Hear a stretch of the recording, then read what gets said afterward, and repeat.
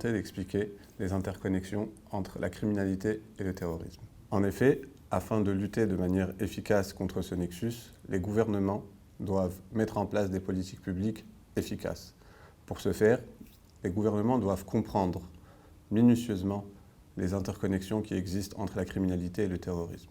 Les gouvernements doivent donc évaluer les interactions stratégiques entre les différents acteurs économiques de ce nexus, à savoir les populations, les groupes terroristes et les groupes criminels.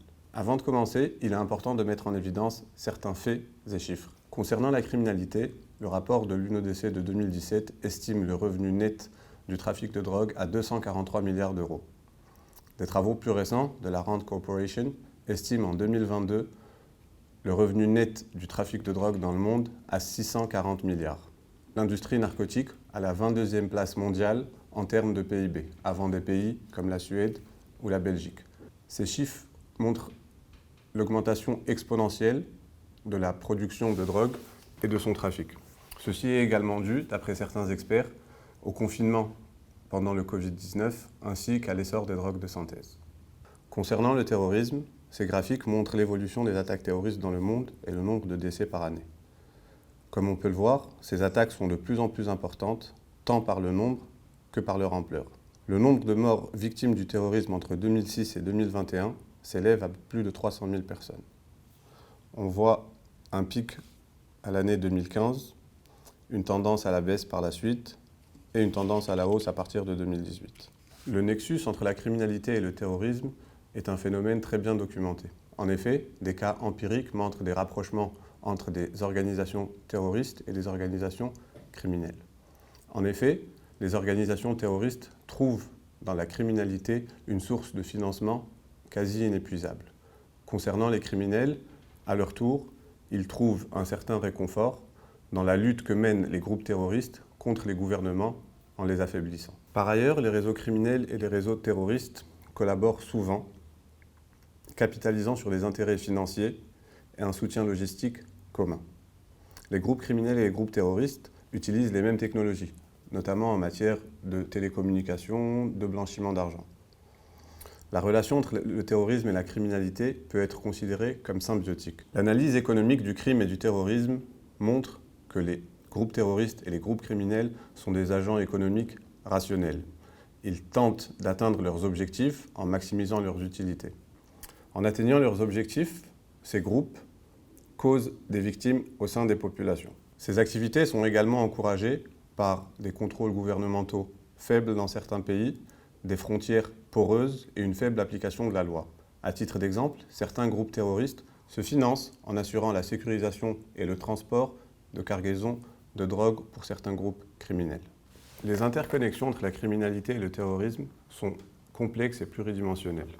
L'imbrication non évidente entre les différents acteurs stratégiques de ce nexus et leurs relations dynamiques complexifie le travail des autorités judiciaires, dans la mesure où il devient difficile de faire la distinction entre les activités criminelles et les activités terroristes. Il est donc important d'analyser économiquement ce nexus, d'abord théoriquement, en modélisant les interactions stratégiques entre les différents acteurs, puis empiriquement, ce qui permettra par la suite de dégager des politiques publiques pertinentes, applicables sur le terrain. La population, quant à elle, joue un rôle central dans la lutte contre le nexus entre la criminalité et le terrorisme. Elle est un des facteurs de réussite ou d'échec des politiques publiques mises en place. Dans les régions marquées par les disparités économiques, l'injustice ou l'inégalité sociale, le manque d'éducation, la pauvreté, il est donc facile pour les groupes terroristes et les groupes criminels d'aller puiser au sein des individus de nouvelles recrues. Il est donc nécessaire pour les gouvernements d'instaurer un climat de confiance pour que la population puisse collaborer le plus étroitement possible avec les autorités. Dans ce cadre, les leviers dont disposent les gouvernements en termes de politique publique sont le développement économique, en investissant plus dans l'éducation, la création d'emplois et la réduction de la pauvreté, afin de s'attaquer aux causes économiques profondes de la criminalité et du terrorisme. Un travail sur le plan législatif, en termes de loi et de son application, une coopération efficace avec les institutions financières aux fins de détecter et d'anticiper les mouvements financiers frauduleux ou suspects, et enfin, une sensibilisation et un accompagnement étroit dans le milieu carcéral. La coopération internationale et la sécurité frontalière sont un atout majeur pour détecter le commerce illégal qui permet souvent le financement du terrorisme. Dans notre travail de thèse, en intégrant la population comme vecteur influençant le choix des politiques publiques, nous avons développé un modèle basé sur la théorie des jeux. En effet, ce modèle fait interagir 3 joueurs: un gouvernement, un groupe terroriste ayant des activités criminelles et une population. Le jeu se déroule en 2 étapes.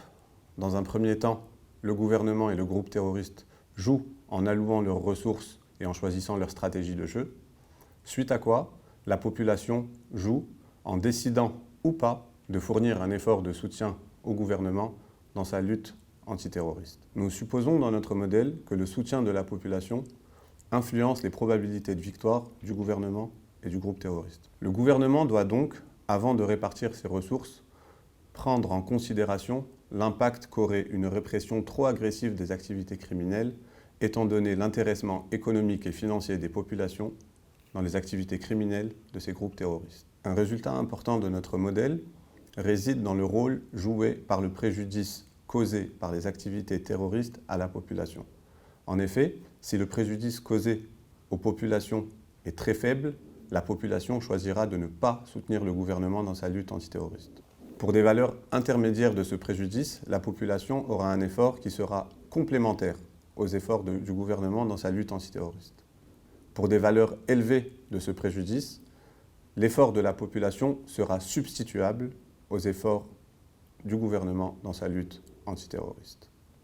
Dans ce cadre, nos résultats suggèrent que le groupe terroriste augmentera ses activités criminelles si la population décide de soutenir le gouvernement dans sa lutte antiterroriste. Ainsi, le gouvernement, pour mettre en place des politiques publiques efficaces et choisir la meilleure stratégie de jeu, doit estimer avec précision l'impact causé par le préjudice du groupe terroriste dans ses activités terroristes aux populations. Et ce, afin de pouvoir allouer de manière optimale ses ressources à sa lutte contre la criminalité d'une part et contre le terrorisme d'autre part. Un excellent exemple de l'importance de l'allocation des ressources gouvernementales dans la lutte est celui des États-Unis, qui, après les attentats du 11 septembre 2001, ont alloué l'immense majorité de leurs ressources dans la lutte contre le terrorisme.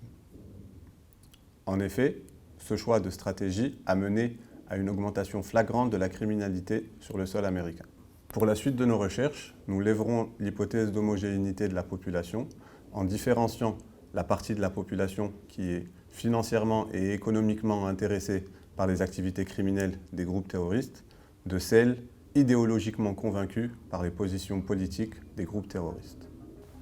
Pour conclure, il est important de mettre en avant la hiérarchisation des priorités des gouvernements en fonction de leurs ressources et de leurs politiques intérieures. En effet, certains gouvernements de pays sources de criminalité ou de terrorisme n'ont pas assez de ressources technologiques ou financières pour lutter efficacement contre ce fléau. Par ailleurs, certains gouvernements, ne comptabilisant pas de victimes du terrorisme au sein de leur population, ne s'impliquent pas assez dans la lutte contre les groupes terroristes présents sur leur sol, ce qui justifie le besoin d'une coopération internationale forte et constante.